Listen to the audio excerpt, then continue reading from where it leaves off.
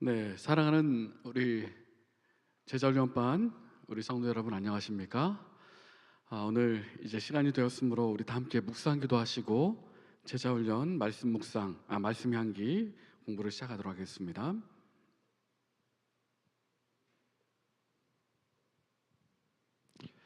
네, 감사합니다. 오늘은 코로나가 너무 확진자가 많아서 온라인으로 이렇게 진행을 하게 됩니다.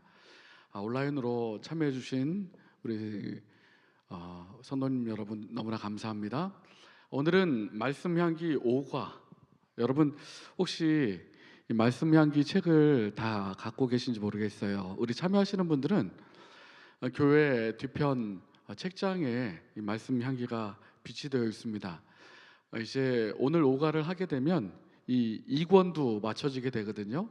전체 5권 5권인데 오늘 5과까지 2권을 맞춰지게 됩니다. 그래서 우리 제자훈련반에 참여하시는 모든 성도님들이 말씀 향기를 이번 기회에 다 공부하고, 그리고 이어지는 다니엘과 계시록까지 함께 공부를 마쳐서 기초적인 그러한 교리와 예언 부분을 함께 다 올 한 해 마칠 수 있도록 그렇게 하도록 하겠습니다. 적극적으로 참여해 주시고 처음부터 끝까지 이 말씀 향기부터 계시록까지 마치게 되면서 우리 성도님들의 그러한 영적인 수준이 더 성장하고 말씀을 살펴보는 능력이 더 크게 성장하게 되기를 간절히 바랍니다. 오늘은 제5과 하나님의 사랑과 그리스도의 탄생이란 제목을 함께 살펴보겠습니다. 여러분들 다 아시는 내용이지만 다시 한번 반복하고 또 중요한 말씀들을 복습하는 의미에서 말씀 향기의 내용들을 함께 다시 한번 살펴보겠습니다. 여러분 혹시 하나님을 알지 못하시는 분께 하나님에 대해서 접해보지 못하고 또 처음 접하시는 분께 하나님은 어떤 분이라고 소개를 하십니까? 또 그 사람들이 하나님에 대하여 어떤 분으로 인식하게 되기를 여러분은 원하십니까? 이 성경에 보면 하나님의 본질, 하나님이 어떤 분인지 설명하는 말씀이 요한일서 4장 16절에 나와 있습니다. 하나님은 사랑이시다. 우리가 너무나 자주 하는 말이죠. 요한일서 4장 16절에 보면 하나님이 우리를 사랑하시는 사랑을 우리가 알고 믿었노니 하나님은 사랑이시라. 사랑 안에 거하는 자는 하나님 안에 거하고 하나님도 그 안에 거하시느니라. 요한일서의 말씀에는 하나님은 사랑이라고 말합니다. 하나님은 사랑이시다. 그래서 기독교를 사랑의 종교라고 말합니다. 불교는 자비의 종교라고 말하잖아요. 기독교는 사랑의 종교고, 그리고 우리가 연구하는 이 성경은 하나님의 사랑을 미리 경험한 사람들의 이야기가 바로 성경에 기록되어 있는 것입니다. 그래서 이 성경 말씀을 읽어보면 하나님의 사랑이 얼마나 큰지를 깨닫게 돼요. 그리고 하나님의 사랑이 무엇인지를 경험하게 되는 것입니다. 하나님은 사랑이라고 말하고 또 성경에 기록된 이야기들이 하나님의 사랑을 먼저 경험하고 안 사람들의 이야기이기 때문에 그런 것입니다. 어떤 사람이 이렇게 얘기하더라고요. 세상의 모든 것은 변하지만, 강산도 변하고 모든 것은 변하지만 변하지 않는 것이 있는데 그것은 바로 하나님의 사랑이다. 하나님의 사랑은 변하지 않는다. 맞습니다. 사실 사람의 사랑은 변하죠. 변하고 사랑이 깨지기도 하고 열렬히 사랑했던 사람이 서로 또 미워하기도 하고, 이 사람의 사랑은 변하는데 하나님의 사랑은 변하지 않습니다. 왜냐하면 이 하나님의 사랑, 특별히 성경에서 사랑을 말할 때에 하나님의 사랑을 표현하는 헬라어는 아가페거든요. 아가페. 그리고 형제끼리의 사랑은 필로스, 또 남녀 간의 사랑은 에로스, 또 부모와 자식 간의 사랑은 스토르게, 여러 사랑에 대한 표현이 있지만 하나님의 사랑은 특별히 아가페로 표현하고 있습니다. 이 아가페 사랑과 인간의 사랑, 뭐 필로스나 에로스나 인간의 사랑과 다른 점이 몇 가지 있는데, 그 중에 첫 번째가 인간의 사랑은 조건적이라는 거예요. 조건적. 하지만 하나님의 사랑은 무조건적입니다. 즉각적이고 이유가 없어요. 나 같은 죄인을 왜 사랑하시는지 이유가 없습니다. 그냥 사랑하세요. 무조건적이에요. 나를 위해 왜 십자가에 달려 돌아가셨는지 무조건적이에요. 너무나 사랑하시기 때문에. 에베소서 2장 4절 5절에 국률에 풍성하신 하나님이, 국률에 풍성한 하나님, 우리를 사랑하시는 그 큰 사랑을 인하여 허물로 죽은 우리를 그리스도와 함께 살리셨고 너희가 은혜로 구원을 얻은 것이라. 여기 보시면 하나님을 국률에 풍성하신 하나님, 그리고 우리를 사랑하신 그 큰 사랑을 인하여, 하나님의 사랑은 정말 측량할 수 없을 정도로 크죠. 그리고 중요한 아가페의 사랑은, 하나님의 사랑은 무조건적이라는 것입니다. 사람의 사랑과는 다르죠. 그리고 인간의 사랑은요, 변하죠. 시간이 지나면, 상황이 달라지면 변하는 게 인간의 사랑이지만 하나님의 사랑은 변하지가 않는 것입니다. 아가페 사랑은 변하지 않아요. 예레미야 31장 3절에 내가 무궁한 사랑으로 너를 사랑하는 거로 인자함으로 너를 인도하였다 하였노라. 이 무궁함이라는 표현이 올람이라는 말인데요, 영원한, 지속하는, 영구한, 언제든지 이런 뜻이에요. 그러니까 하나님의 사랑은 무궁합니다. 영원합니다. 변하지 않습니다. 여러분 잘 아시는 사랑장, 신약 성경의 사랑장 어디죠? 고린도전서 13장에도 사랑은, 아가페 사랑은 언제까지든지 떨어지지 아니하며, 이 사랑은 영원히 떨어지지 않고 언제든지 떨어지지 않는다, 그렇게 말하고 있어요. 하나님의 사랑은 변화가 없습니다. 그러니까 인간의 사랑과 하나님의 사랑을 비교하거나 똑같다고 생각하시면 안 돼요. 하나님의 사랑은 조건도 없고 변하지도 않고, 그리고 세 번째로 인간의 사랑은 자기중심적이죠. 자기를 중심으로 해석하고 자기를 중심으로 판단하지만 하나님의 사랑, 아가페 사랑의 특징은 자기를 비우는 이타적인 사랑이에요. 무조건적이고 변하지 않고 자기를 비우는 이타적인 사랑이 바로 아가페 사랑입니다. 여기 빌립보서 2장 6절로 7절에 그는 근본 하나님의 본체시나 하나님과 동등됨을 취할 것으로 여기지 아니하시고 오히려 자기를 비어 종의 형체를 가져 사람들과 같이 되었고 라고 말씀하셨어요. 자기를 비어의 이 비우다라는 말은 헬라어로 케노우라는 말인데요, 없게 만들다, 비게 만들다, 비우다, 이런 뜻입니다. 하나님께서 자신을 비워서 종의 형체로 이 땅에 오시게 된 것이에요. 그 말씀을 사도 바울은 고린도후서 8장 9절에 우리 주 예수 그리스도의 은혜를 너희가 알거니와 부요하신 자로서 너희를 위하여 가난하게 되심은, 모든 것을 비우고 가난하게 되심은 그 가난함을 인하여 너희로 부요케 하려 하심이니라. 그러니까 하나님의 사랑이 얼마나 자기를 비우는 이타적인 사랑인지를 보여주고 있는 것이죠. 사랑하지 아니하는 자는 하나님을 알지 못하나니 이는 하나님은 사랑이심이니라. 아가페 사랑이시다. 이렇게 아가페 사랑의 특징, 하나님의 사랑의 특징은 인간의 사랑과 다르다는 점을 먼저 기억하시면 좋을 것 같아요.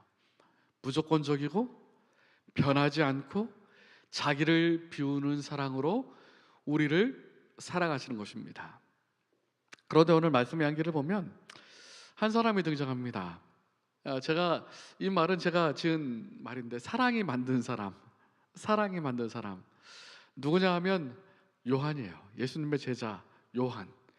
그런데 예수님의 제자 요한이 가지고 있었던 별명이 있습니다. 별명이요, 우레의 아들이라는 별명을 가지고 있었어요. 우레의 아들. 마가복음 3장 17절에 또 세베대의 아들 야고보와 야고보의 형제 요한이니, 예수님의 제자 야고보와 요한은 형제거든요. 이 둘에게는 보아너게, 곧 우레의 아들이란 이름을 더하셨으며, 얼마나 성격이 급하고 화를 잘 냈는지 우레의 아들이야, 천둥 소리가 나는 거죠. 그 일례가 누가복음 9장에 나옵니다. 9장 54절에 제자 야고보와 요한이 이를 보고 가로되 주여 우리가 불을 명하여 하늘로 쫓아내려 저희를 멸하라 하기를 원하시나이까.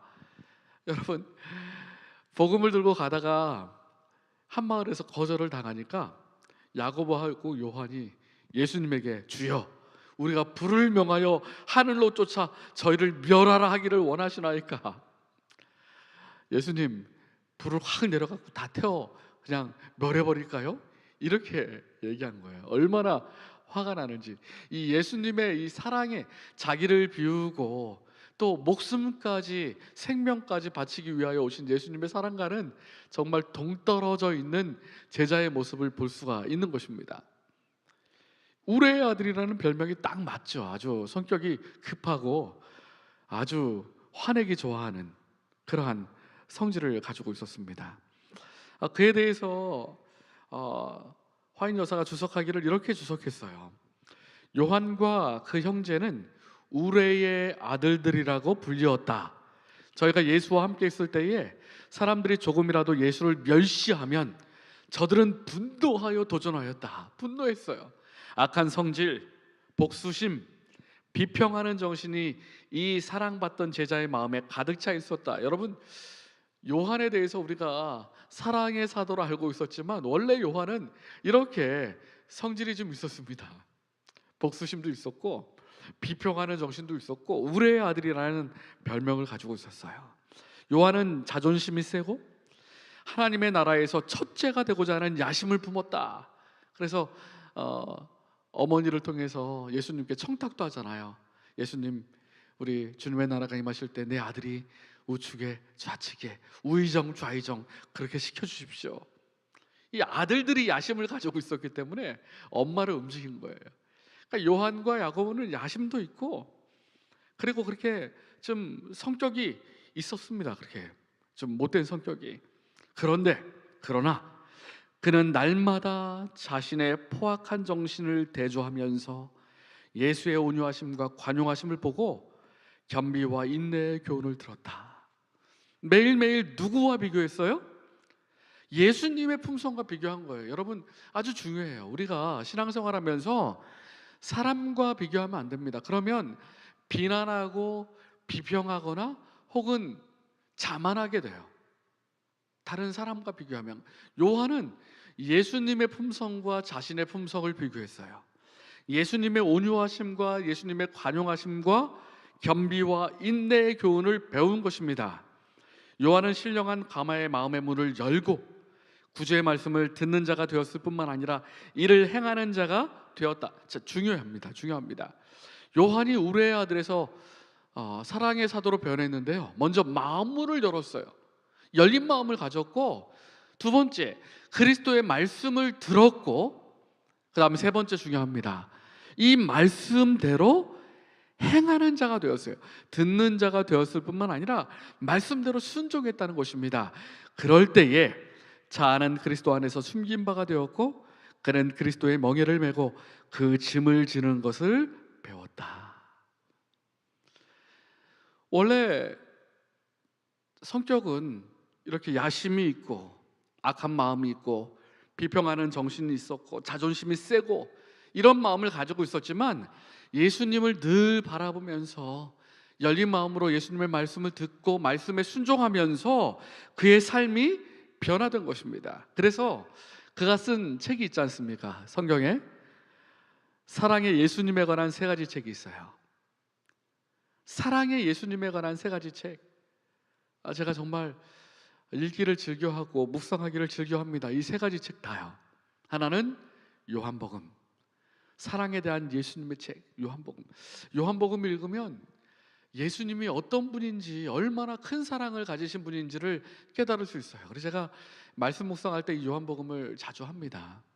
그리고 사랑에 대한 예수님의 책약 요한서신들, 요한일서, 하나님은 사랑이시다, 요한일서 4장 12절, 사랑에 대하여 선포하는 책이 요한서신들이고요. 그리고 이 지구, 인류, 역사를 돌보시고 하나님의 사랑과 그분의 자비가 기록되어 있는 책 요한계시록, 사랑에 대한 예수님의 책, 이 세 가지를 뽑으라면 이 요한복음과 요한서신과 요한계시록을 들 수가 있을 거예요.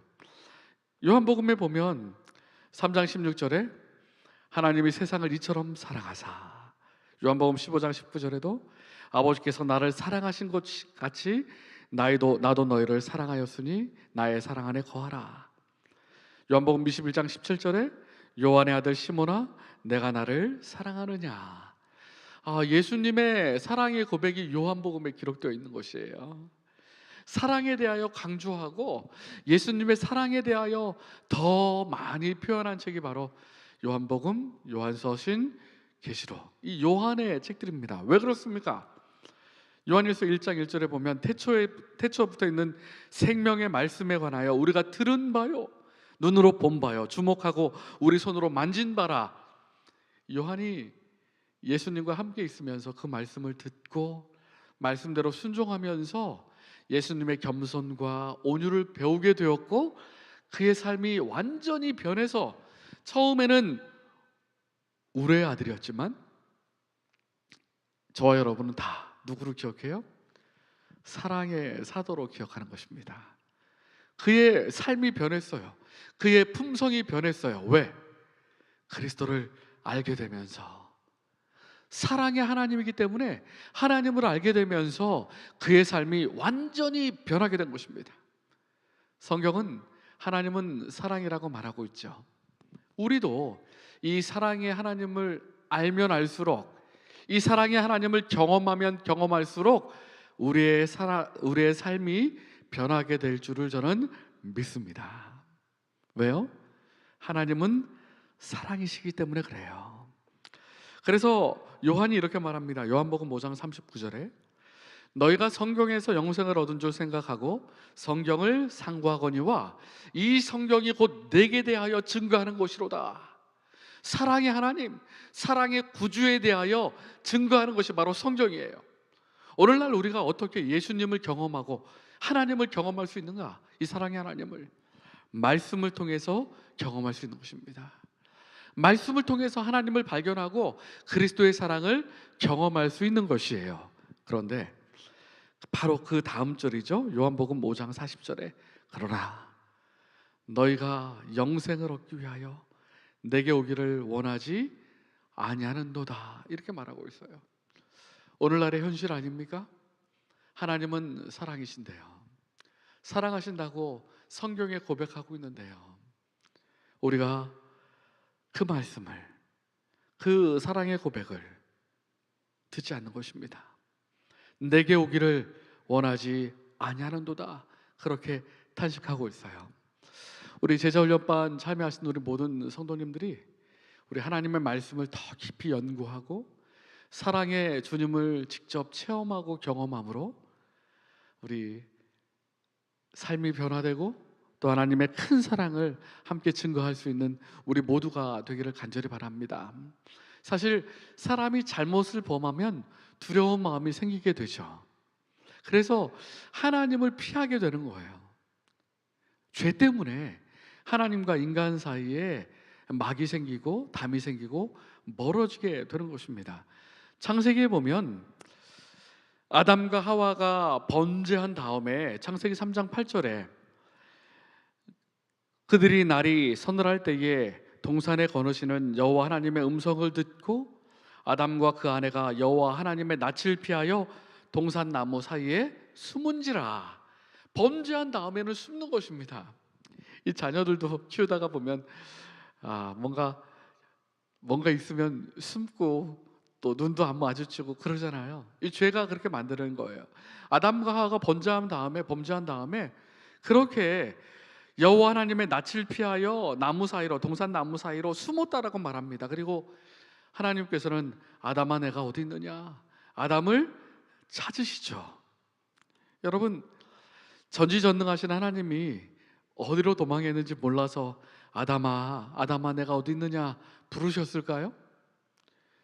하나님의 이 음성 속에는요, 이미 용서하시고 또 죄로 인하여 잃어버린 지위를 회복시키시기 위하여 그의 사랑의 본심을 들려주시기 위하여 계속 아담을 찾으신 것입니다. 아담을 찾으신 다음에 창세기 3장 15절에 여러분 잘 아시는 구원의 계획, 원복음이라고 말하죠. 원복음. 창세기 3장 15절, 내가 너로 여자와 원수가 되게 하고, 뱀에게 하신 말씀이고요, 너의 후손도 여자의 후손과 원수가 되게 하리니 여자의 후손은 내 머리를 상하게 할 것이요 너는 그의 발꿈치를 상하게 할 것이니라. 여자의 후손이라는 말을 잘 기억해 주세요. 오늘 그리스도의 탄생에 대해서 배우게 될 텐데, 여자의 후손, 예수님께서 성령으로 잉태되어 처녀의 몸에서 이 땅에 탄생하십니다. 이 여자의 후손이라는 표현은 이 땅에 오실 그리스도 메시아를 표현하는 그 표현이에요. 그런데 이 주님께서, 메시아께서 뱀의 머리, 사단의 머리를 상하게 할 것이다, 십자가에서 사단에게 승리할 것이 예언되어 있고 너는 그의 발꿈치를 상하게 할 것이다, 예수님의 십자가의 고난과 상처를 당하시면서 인류를 구원하시겠다는 예언, 의지가 포함된 말씀이 바로 이 창세기 3장 15절이에요. 그래서 원복음, 성경에서 처음 나온 복음이라고 우리는 그렇게 말하고 있는 것입니다. 예수님의 십자가에 대해서 처음 나온 구절이라고 생각하는 거예요. 그리고 나서 창세기 3장 16절과 17절에 또 여자에게 이르시되 내가 내게 잉태하는 고통을 크게 더하리니, 잉태하는 고통이 죄로 인하여 생겨나게 됐죠. 내가 수고하고 자식을 낳을 것이며 너는 남편을 사모하고 남편은 너를 다스릴 것이니라. 아담에게 이르시되 내가 내 아내의 말을 듣고 내가 너더러 먹지 말라 한 나무 실과를 먹었은즉 땅은 너로 인하여 저주를 받고 너는 종신토록 수고하여야 그 소산을 먹으리라 말씀하셨어요. 다시 한번 생각해 본다면 이 원복음, 여자의 후손은 뱀의 머리를 상하게 할 것이요 뱀은 그의 발꿈치를 상하게 할 것이다 라는 구절은 그리스도의 희생과 사탄의 패배를 예언하고 있는 것이고, 그 아들 예수 그리스도를 십자가의 고난과 상처를 받게 하시고 모욕을 감당하시면서까지 인류를 구원하시겠다는 하나님의 의지가 내포되어 있는 것입니다. 그 사랑이 얼마나 큰지를 표현하는 것이에요. 예수님께서 십자가에 달려 죽으심으로 우리를 위한 사랑을 보여주신 것입니다. 그 큰 사랑이 얼마나 큰지를 보여주는 말씀이 바로 원복음이죠. 복음이죠. 하와에게는 잉태하는 고통을 더하셨다라고 말씀하셨는데요, 오늘의 신앙 말씀 향기에 보면 잉태하는 고통을 주신 이유도 사랑 때문이에요. 출산할 때 분비되는 옥시토신 호르몬이요, 태아와 일체감을 느끼게 해주고 모성애를 유발한다고 합니다.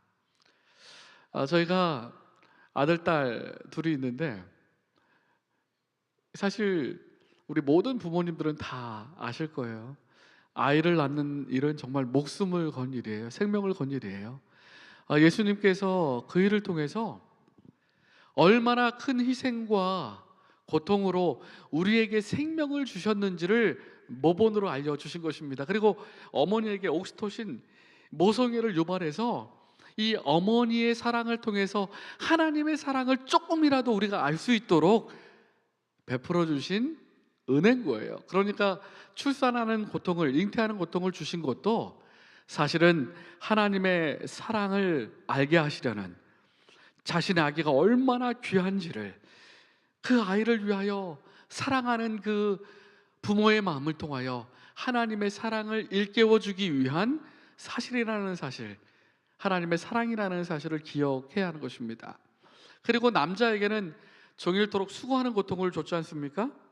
그런데 그 수고도 사실은 복이에요. 왜냐하면 마태복음 11장 28절에 수고하고 무거운 짐진 자들아 다 내게로 오라, 내가 너희를 쉬게 하리라, 이 약속이 얼마나 소중한지를 깨닫도록 한 것입니다. 사는 것이 얼마나 힘든 일인가를 깨닫고 영원한 생명을 주시는 하나님께로 돌아오도록 하신 하나님의 섭리인 것이에요. 그리고 최종적으로 인간에게 내려진 죄의 값으로 내려진 선고가 너는 흙이니 흙으로 돌아갈지어다 이렇게 말씀하셨지 않습니까? 창세기 3장 19절에 하나님을 모르는 사람들은 저주라고 생각할 수 있어요. 아니, 죽는다는 그러한 저주의 선언이라고 들리겠지만 여러분 기억해야 할 것이 있습니다. 하나님의 사랑을 깨달은 사람들은요, 사람이 흙으로부터 지음을 받았다는 사실을 기억해야 하고요, 사랑의 하나님은 능력의 하나님이고 흙으로 사람을 창조하셨듯이 죄 지은 사람을 다시 살리실 수 있는 분이 하나님이라는 사실을 기억해야 합니다. 여기 이사야 64장 8절에 보면 그러나 여호와여 주는 우리 아버지시니이다. 우리는 진흙이요 주는 토기장이시니 우리는 다 주의 손으로 지으신 것이라. 우리가 비록 흙으로 돌아간다 할지라도 주님께서 흙으로 우리를 창조하셨던 것처럼 다시 한번 재창조, 회복의 은혜를 베풀어 주실 것이라는 약속이 포함되어 있는 것이에요. 너는 흙이니 흙으로 돌아갈 것이니라. 이 말씀 가운데는 죽음 이후에 다시 한번 하나님의 재창조하심이, 부활이, 새 생명이 있음을 보여주고 있는 것입니다. 그러니까 저주의 말씀이라고 할 수 없는 것이죠. 이렇게 사랑의 하나님께서 창세기에 죄를 범한 인류를 위하여 베풀어 주신 은혜와 사랑을 우리가 경험할 수 있어요. 교재에는 나와 있지 않지만 말씀이 한기에 아담과 하와가 범죄한 다음에 하나님께서 그들에게 선물을 주셨습니다. 무엇이었죠? 가죽옷이었어요. 가죽옷. 이 가죽옷은 여러분 아시는 것처럼 양의 희생을 통하여 우리가 입게 되는 것이었죠. 아담과 하와가 죽음을 통하여, 양의 죽음을 통하여 우리에게 보호하심과 생명이 있음을 보여주는 것입니다. 범죄한 인류에게 그리스도의 십자가의 희생을 통하여 우리에게 생명을 주시겠다는 하나님의 사랑의 약속이 포함되어 있는 것이에요. 하나님이 얼마나 큰 사랑을 가지신 분이신지를 범죄한 이후에 더 깊이 깨달을 수 있는 것입니다. 성경은 하나님의 사랑에 대한 표현이, 이 은유적인 표현이 몇 가지 나오는데요. 첫 번째, 성경은 사랑의 아버지, 부모와 자식 간의 사랑으로 묘사하고 있습니다. 이사야 49장 15절에 여인이 어찌 그 젖 먹는 자신을 잊겠으며 자기 태에서 난 아들을 긍휼히 여기지 않겠느냐. 그들은 혹시 잊을지라도 나는 너를 잊지 아니할 것이다. 그리고 요한일서 3장 1절에 보라 아버지께서, 아버지라고 말하죠, 어떠한 사랑을 우리에게 주사 하나님의 자녀라 일컬음을 얻게 하셨는고. 우리가 하나님의 자녀다, 사랑하는 아버지와 아들의 관계다, 그렇게 말합니다. 그러니까 하나님은 사랑하는 아버지라고 말하고, 두 번째 은유적인 표현이 있는데 사랑하는 형제라고도 말해요. 사랑하는 형제. 로마서 8장 29절에 하나님이 미리 아신 자들로 또한 그 아들의 형상을 본받게 하기 위하여 미리 정하셨으니 이는 그로 많은 형제 중에서 맏아들이 되게 하려 하심이니라. 예수님께서 이 땅에 인간으로 오셨죠. 하나님이신 주님께서 자기를 비어 종의 형체를 가지셨습니다. 형제 중에 맏아들이 되셨고 우리를 형제라 부르시는 거예요. 히브리서 2장 11절에 거룩하게 하시는 자와 거룩하게 함을 입은 자들이 다 하나에서 난지라. 그러므로 형제라 부르기를 부끄러워 아니하시고 형제라 부르셨다라고 말씀하셨어요. 여러분, 우리가 그리스도의 형제, 그렇게 불릴 수 있다는 놀라운 축복을 말씀해 주신 것입니다. 그리고 성경에서 말하는 하나님과 인간관계, 또 하나님의 사랑에 관한 은유적인 표현 가운데 사랑하는 연인, 그러한 표현이 나옵니다. 에베소서 5장 32절에 보면 남편과 아내, 그리스도와 교회 사이를 남편과 아내로 표현하고 있어요. 그리고 고린도후서 11장에 보면 구원받을 자들을 그리스도의 아름다운 처녀 안으로 표상합니다. 또 구약 성경 아가서에 보면 이 솔로몬과 술람미 여인의 사랑 가운데 하나님의 사랑, 하나님의 친밀하심을 보여주세요. 그리고 요한계시록에 보면 최종적으로 구원받은 백성들이 어린 양의 혼인잔치 참여하는 모습이 보여집니다. 남편과 아내, 하나님과 우리의 인간 관계, 이 사랑의 관계를 남편과 아내, 연인 사이의 관계로 그렇게 은유적으로 표현하고 있고요. 그리고 마지막 네 번째로 사랑하는 친구로 표현하고 있습니다. 에녹은 친구처럼 하나님과 동행했고요. 출애굽기 33장 11절에 보면 모세는 친구와 대화하듯 하나님과 대면했다라고 말합니다. 요한복음 15장 13절에 보면 친구를 위하여 목숨을 바치는 것이 가장 큰 사랑이라고 말하는데 예수님께서 우리를 위하여 목숨을 바치셨죠. 친구로서 가장 큰 사랑을 보여주셨습니다. 그리고 스가랴 13장 6절에 혹이 그에게 묻기를 내 두 팔 사이의 상처는 어찌미냐 하면 대답하되 이는 나의 친구 집에서 받은 상처라. 예수님께서 십자가에 못 박혀 두 손에 못 박힌 상처가 무엇이냐 하면 친구 집에서 친구에게 받은 상처다. 우리를 친구라 불러주시는 거예요. 그러니까 하나님과 인간 사이에 하나님이 얼마나 우리를 사랑하시는지를 설명하기 위하여 성경은 사랑하는 아버지, 또 우리의 형제, 사랑하는 연인, 또 사랑하는 친구, 이렇게 은유적으로 표현하고 있는 것이에요. 사랑의 하나님은 우리를 그렇게 사랑하십니다. 성경은 하나님이 우리의 아버지, 우리의 형제, 우리의 연인, 우리의 친구가 되신다라고 말씀하시면서 우리가 그 사랑을 깨닫기를 원하시는 것이에요. 하나님 얼마나 큰 사랑을 가졌는지를 말씀하고 있는 것입니다. 그런데 우리가 여기서 하나 더 기억해야 할 사실이 있습니다.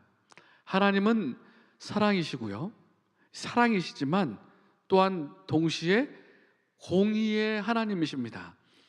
사랑과 공의의 하나님이라는 사실을 이해할 때에만 십자가의 의미를 더 깊이 깨달을 수 있어요. 율법이 사랑인 까닭은 감정에 따라 변하지 않고 변치 않는 하나님의 품성을 보여주기 때문입니다.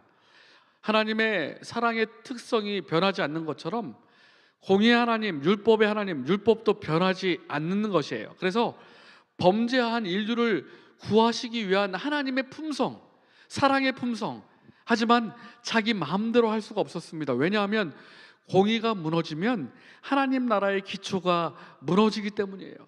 하나님의 사랑은 죄인이 죽는 것을 기뻐할 수가 없었습니다. 에스겔서 8장 23절의 말씀처럼 인류의 죄값을 대신 갚고 인간의 죄의 본성을 근본적으로 고쳐주시면서 인류로 하여금 영원히 살 수 있도록 하기 위한 계획을 세우셨는데 그 계획이 사랑과 공의가 무너져서는 안 되는 계획이었어요. 그래서 어떤 계획을 세우셨습니까? 십자가의 희생을 통하여 죄의 근원을 처리하기로 결심하신 것입니다. 인류의 심령을 근본적으로부터 변화시키고 궁극적으로 구원하는 일은 십자가의 희생을 통하여 가능한 것이에요.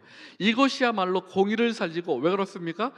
죄의 값을 치러야 하기 때문에 공의의 값을, 공의를 살리고, 또 하나님은 사랑이신 지극히 큰 사랑을 나타내는 오묘한 진리가 바로 십자가의 희생이에요. 무조건적으로 사람을 살릴 수는 없었습니다. 율법은 변하지 않기 때문에 죄의 싹슨 사망이라는 그 율법은 응해져야 했던 것입니다. 그래서 공의의 요구에도 응답하고 또 하나님의 사랑의 품성에도 정말 적합한 지극한 사랑을 나타내는 오묘한 진리로 십자가의 희생을 선택하신 것이에요. 그래서 빌립보서 2장 6절로 8절에 그는 근본 하나님의 본체시나 하나님과 동등됨을 취할 것으로 여기지 아니하시고 오히려 자기를 비워 종의 형체를 가져 사람들과 같이 되었고, 하나님이셨지만 사람과 같이 되셨고, 그리스도께서 사람의 모양으로 나타나셨음에 자기를 낮추시고 죽기까지 복종하셨으니 곧 십자가에 죽으심이라. 십자가에 달려 돌아가심으로 공의와 사랑을 이루시고 인류를 구원하실 수 있게 되신 거예요. 그래서 사도행전 4장 12절에 다른 이로서는 구원을 얻을 수가 없나니 천하 인간의 구원을 얻을 만한 다른 이름을 우리에게 주신 일이 없습니다. 여러분, 우리의 죄값을 치르신 분은 어느 누구도 없습니다. 그리스도 외에는. 천하 인간의 구원을 얻을 만한 다른 이름을 우리에게 주신 적이 없어요. 오직 그리스도께서만이 죄의 값을 치러주시고 공의와 사랑을 이루시고 십자가의 사랑으로 우리에게 구원을 베풀어 주신 것입니다.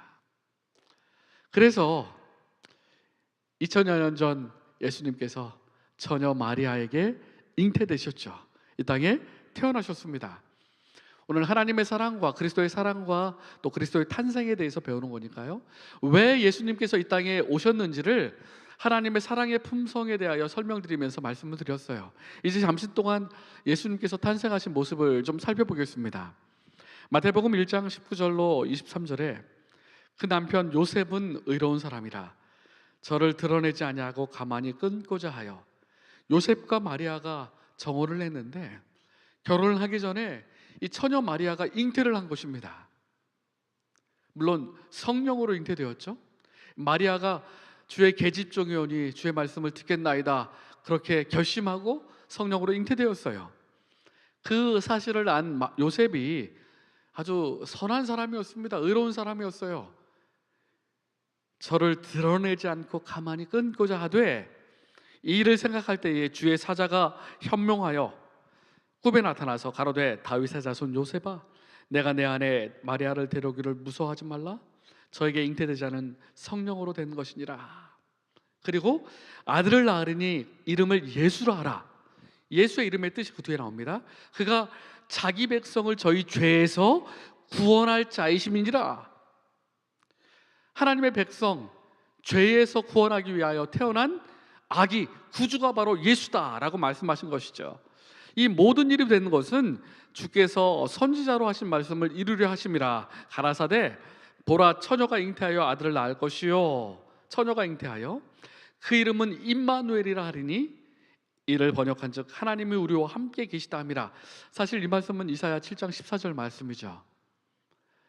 처녀가 잉태하여 아들을 낳을 것이요, 그래서 처녀 마리아를 통하여 성령으로 잉태하여 구주께서 탄생하셨습니다. 임마누엘이라 하리라. 하나님이 우리와 함께 계시다라는 뜻이에요. 우리와 함께 계신 하나님, 하나님의 영광을 아는 빛 예수 그리스도 얼굴에 나타나셨고요, 영원하신 시대로부터 주 예수는 아버지와 일체셨습니다. 그러나 우리와 함께 하시는 하나님이 되시기 위하여, 임마누엘 하나님이 되시기 위하여 마리아의 몸을 통하여 이 땅에 탄생하게 되셨어요. 누가복음 2장 10절 12절에는 천사가 이렇게 외칩니다. 내가 온 백성에게 미칠 큰 기쁨의 소식을 너희에게 전하노라. 오늘날 다윗의 동네에 너희를 위하여 구주가 나셨으니 곧 그리스도 주시라. 그래서 우리가 예수 그리스도 이렇게 말하잖아요. 예수는 죄에게서 우리를 구원하실 자라는 뜻이고요, 여기 그리스도라는 말은요, 히브리 말로는 메시아, 헬라어로는 그리스도 같은 뜻입니다. 기름 부음을 받을 왕. 예수는 죄에서 우리를 구원하실 분, 기름 부음 받은 왕, 부음 받은 왕, 예수 그리스도의 이름의 뜻이에요. 이 여자가 낳은 아들, 그래서 창세기 3장 15절에는 여자의 후손이라고 말한 것입니다. 성경은 누가 누구를 낳고 할 때요, 창세기 족보를 보면 쭉 나오잖아요. 아버지 이름밖에 안 나와요. 아담은 누굴 낳고 누굴 낳고 누굴 낳고. 그런데 여자의 자손이라고 말한 이유가 바로 이것입니다. 처녀의 몸에서 예수 그리스도께서 탄생하게 될 것이에요. 그리고 요한계시록 12장 5절에도 예언이 있죠. 여자가 아들을 낳으리니, 여자가 낳아요. 마리아를 통하여 이 땅에 탄생한 그리스도를 의미하는 것이죠. 이는 철장으로 만국을 다스릴 남자시라 그리스도, 온 인류의 왕이신 그리스도를 말합니다. 이 아이를 하나님 앞과 그 보좌 앞으로 올라가더라. 이 십자가의 사역을 이루시고 승천하실, 부활 승천하실 것이 예언되어 있는 말씀이죠. 자, 이제 저희가 그리스도의 하나님의 사랑을 통하여 그리스도께서 이 땅에 처녀의 몸을 통해 탄생하시게 된 배경을 공부하게 되었습니다.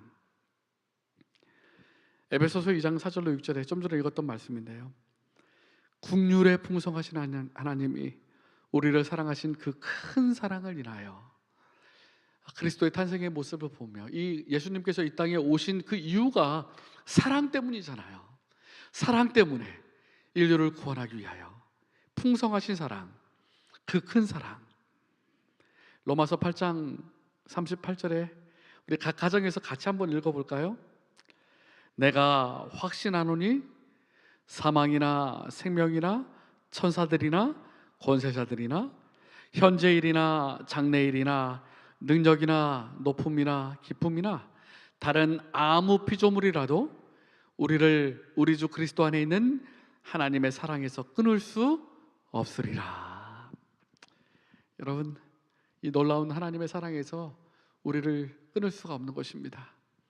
하나님의 사랑은 무조건적이고 변치 않고 또 자기를 비우는 희생적인 사랑이에요.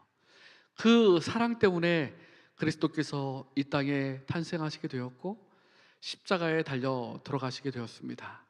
십자가에서 공의와 사랑을 이루시고 예수 그리스도를 믿는 자에게 끊을 수 없는 사랑으로 영원한 생명을 주셨다는 사실을 기억하시게 되길 간절히 바랍니다. 사랑의 하나님은 예수 그리스도를 믿는 자에게 구원을 약속하십니다. 더 나아가서 그분과 함께 영원히 하늘나라에서 살기를 원하십니다. 죄의 문제를 해결해 주신 그리스도를 따르는 자들은 더 이상 죽음이 그의 인생을 다스리지 않습니다. 왜냐하면 부활의 소망이, 생명의 소망이 있기 때문입니다. 또한 그리스도가 다스리는 사람들은 욕망과 욕심을 인생의 주인으로 삼지 않습니다. 이기심을 마음의 보좌에 앉히지 않습니다. 왜냐하면 사랑이신 그리스도가 내 안에 거하심으로 사랑의 사도로 요한이 변했던 것처럼 우리의 삶이 사랑으로 변화되기 때문인 것입니다. 그리고 마지막 말씀의 향기 5가 마지막에 보시면 사랑에 이끌리는 사람들의 찬송이 마지막 요한계시록 5장 13절의 찬송이 기록되어 있습니다. 내가 또 들으니 하늘 위에서와 땅 위에서와 땅 아래와 바다 위에서와 또 그 가운데 모든 만물이 가로되 보좌에 앉으신 이와 어린 양에게 찬송과 존귀와 영광과 능력은 세세토록 돌릴지어다 하니.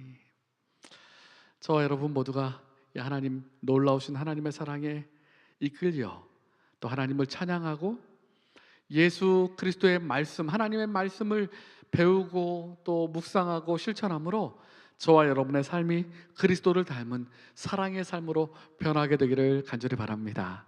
오늘 저희가 말씀 향기 5가 함께 배우셨는데요, 하나님의 사랑과 또 그리스도의 탄생에 대해서 배우셨습니다.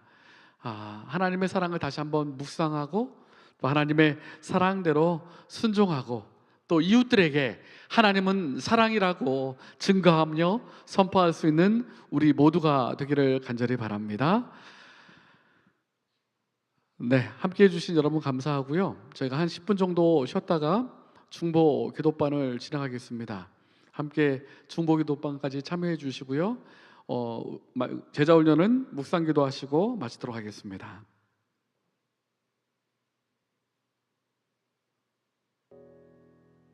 네, 감사합니다.